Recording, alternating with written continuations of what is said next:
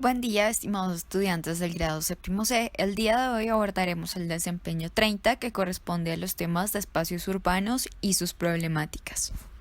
Para empezar, debemos tener claro qué es la geografía urbana, la que se encarga de estudiar estos fenómenos. La geografía urbana es una rama de la geografía humana que se encarga de estudiar las características espaciales de las ciudades, teniendo en cuenta su distribución, la localización de sus actividades, los usos del suelo, el crecimiento y morfología o forma, y los problemas ambientales y sociales que surgen en las ciudades.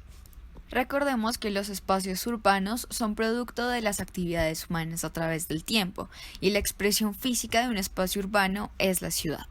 Allí tenemos características muy particulares sobre la densidad de la población y las construcciones, la concentración de las actividades productivas, tenemos toda una serie de red de vías, transportes y servicios, además de que se emplea especialmente para uso residencial, comercial, financiero, recreativo, etc. Es por ello que las ciudades actúan como núcleos alrededor de los cuales se organiza el territorio que las rodea.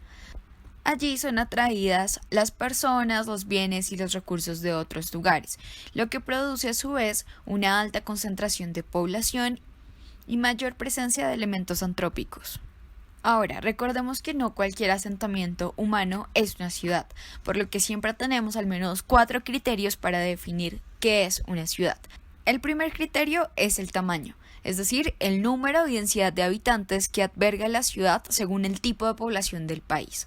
Asimismo, el crecimiento del área construida, es decir, cuánto crecen en términos de edificaciones las ciudades y en términos de habitantes. El segundo criterio es la función. ¿Para qué clase de actividades económicas se emplea el suelo? ¿Cuáles son las actividades económicas que se desarrollan y su incidencia sobre la población? Además de la clase de actividades industriales, comerciales, de servicios o si la ciudad está especializada en algún sector de la economía.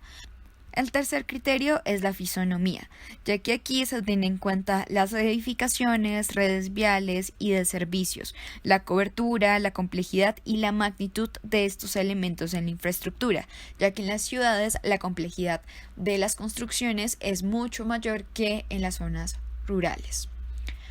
Y finalmente, el cuarto criterio para definir una ciudad son los aspectos socioculturales, las prácticas, actitudes y creencias de la sociedad urbana, donde la oferta recreativa, por ejemplo, es mayor y diferente a la de los espacios rurales. Y esto lo tenemos en cuenta con la construcción de centros comerciales y demás construcciones aptas y destinadas para la recreación. Teniendo en cuenta lo anterior, es necesario recordar que las ciudades evolucionan constantemente a través de la historia. Las ciudades que vemos hoy no son las mismas que veíamos hace 50 años, por lo que podemos decir que las primeras fundaciones de ciudades se remontan a los asentamientos permanentes de los seres humanos que se dieron durante la antigüedad, es decir, cuando los seres humanos pasan de un comportamiento nómada o seminómada a la vida sedentaria. Y tenemos al menos 4 estadios de evolución de las ciudades.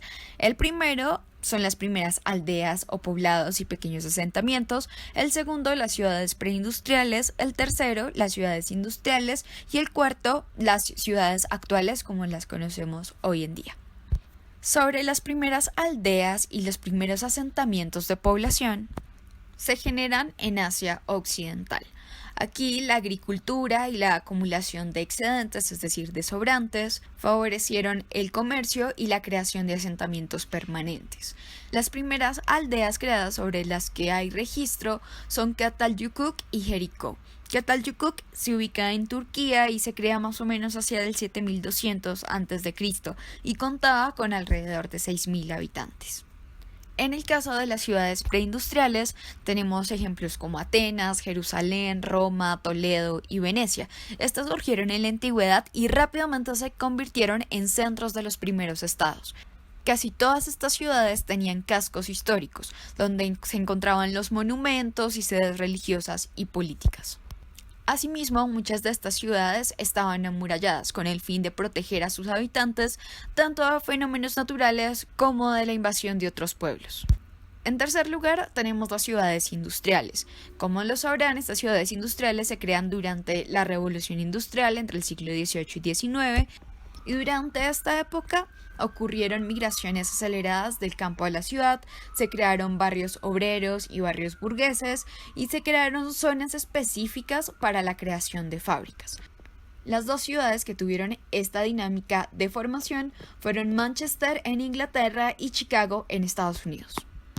Ahora bien, sobre las ciudades actuales tenemos que hay extensas redes de servicios e infraestructura, una amplia dinámica de intercambio e integración con otras ciudades. Solo por mencionar algunas, tenemos a Nueva York, Los Ángeles, Shanghái y Hong Kong, todas ciudades grandes y modernas. Ahora bien, todos estos procesos de urbanización y crecimiento urbano se dieron a través de varios años y el transcurso de más de un siglo.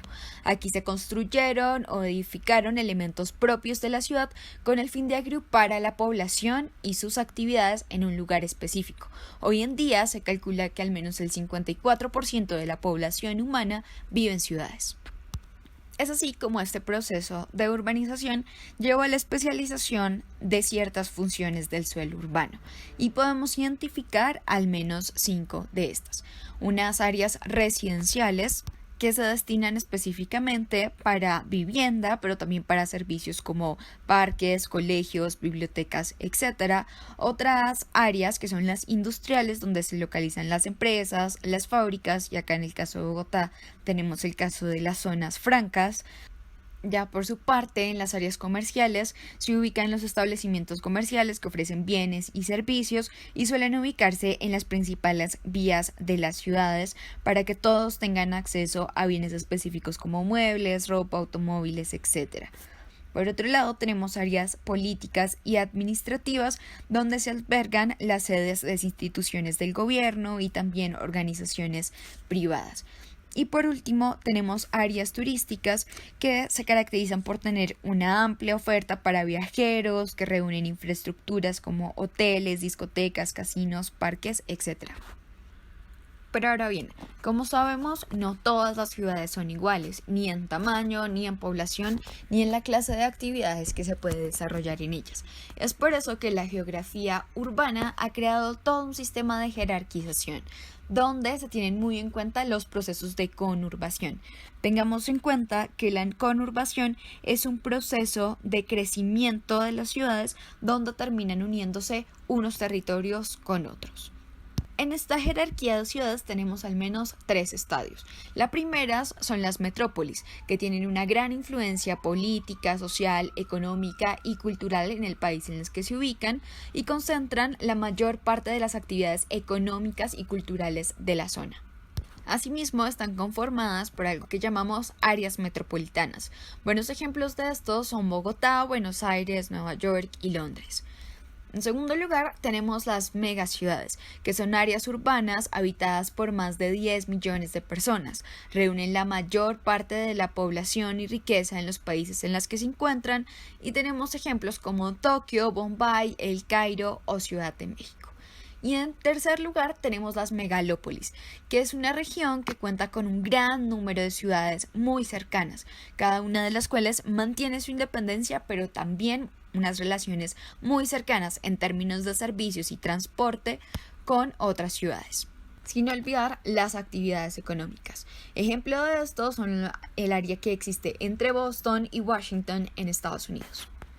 Ahora bien, sobre la forma o la morfología urbana, tenemos que las ciudades a través del tiempo adquieren ciertas características topográficas o de suelo gracias a procesos y agentes físicos o a procesos humanos. Tenemos al menos 3 clases de morfología o formas de ciudades. En primer lugar, tenemos las ciudades irregulares, que tienen poca planificación, por lo que sus calles son desorganizadas, su trazado es irregular, y son ciudades que no fueron planificadas desde el inicio y tuvieron un crecimiento desorganizado. Ejemplos de estos son Argel, Túnez y Sevilla. En segundo lugar, tenemos las ciudades ortogonales. Estas ciudades tienen un trazado en forma de cuadrícula o damero, basadas en calles que se cruzan formando ángulos rectos o de 90 grados. Ejemplo de ello tenemos a casi todas las ciudades latinoamericanas, pero se destacan Bogotá, Buenos Aires y Santiago de Chile. Y en tercer lugar tenemos las ciudades radiocéntricas, que tienen un punto central al cual se dirigen todas sus calles, formando una red concéntrica. Ejemplo de esta clase de formación de ciudades es París, Bagdad y Ámsterdam. Ahora que ya hemos visto todas las características, evolución y morfología de las ciudades, es necesario mencionar algunas de las problemáticas que enfrentan los espacios urbanos y en particular en el caso colombiano.